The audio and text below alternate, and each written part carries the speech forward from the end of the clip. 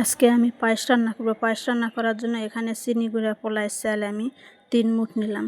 3 মুঠ পোলার চাল নিয়ে এগুলো আমি সুন্দর করে পানিতে ভিজিয়ে রাখবো 2-3 ঘন্টার জন্য। পানিতে ভিজিয়ে রাখার পরে ভালো করে ভিজলে এগুলো ফুলে ওঠে, তাহলে সিদ্ধ করতে ভালো হয়। এতে এখানে আমি চালটা ভালো করে ধুয়ে পানি দিয়ে ডালচিনি, এলাচ, তেজপাতা এগুলো দিয়ে সিদ্ধ করে নিয়ে ডাল ঘুটনি দিয়ে ঘুটা দিলাম। দিয়ে এখানে আমি 1 লিটার কাঁচা দুধ দিয়েছি। অনেকে জাল দিয়ে দেয়, আবার অনেকে কাঁচাটা দেয়। আমি কাঁচাটা দিয়ে দিলাম। দিয়ে নাড়তে নাড়তে এভাবে ঘন করে নিয়েছি।